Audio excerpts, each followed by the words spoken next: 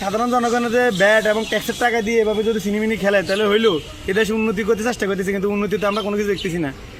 এটা টিকসই কিভাবে হবে? ওইটা কি টিকসই হবে? ওই যে বালু মালু গেছে এই গেছে ইট গেছে এটা কি হইলো? বল হাইওয়ে রাস্তা, এটার মধ্যে কোনো চুক্তি এলো না, নিজে সব বালু চলে গেছে। এই রাস্তার নিচে দিয়ে কিচ্ছু নেই, এই রাস্তার নিচে দিয়ে 3 ইঞ্চি ডালাই একখান দিই, উঠে দিতে কিছুই নেই। উঠে দিয়ে ডালা দিয়েছে, বড় বাসটা চাইলে আবার এই রাস্তা নরম হয়ে আবার আগের মতো। বিশেষ করে আমাদের যে এমপি সাহেব আছে উনি একটু ভালো করে দেখতে, যদি নিজের সুদৃষ্টির কামনা করি আর কি, উনি যদি দেখে তাহলে দেখা যাবে যে রাস্তা করছে নিচে সুবিধা দিতে ছিল, নিজে সুরাং হয়ে গেছে। এখনও যদি পানি যায় 2 দিন পরে রাস্তা টিকবো কি না তার কোনো গ্যারান্টিও দিতে পারতেছে না। এখন এর আগেও দেখছি আমাদের ওই এমপি সাহেবের প্রতিনিধি বিশেষ করে মনোহর কাকা, উনি একবার এই বিষয়ে কথা বলছিল, তারপরও দেখছি কদিন কাম মোটামুটি ছিল, কিন্তু এখন তো আবার ঘুরি যে এই সমস্যার সম্মুখীন হয়েছে। তো ওরা বিশেষ করে সোনাপুর চৌর রাস্তায় যে পরিমাণ গাড়ি চলাচল করে 800 কোটি ধরো না 500 কোটি গাড়িগুলো পড়ে, এটা এভাবে দিলে এখনই ভাঙা গেছে। ওই দেখেন ওই জায়গা থেকে ভাঙা গেছে এখনই।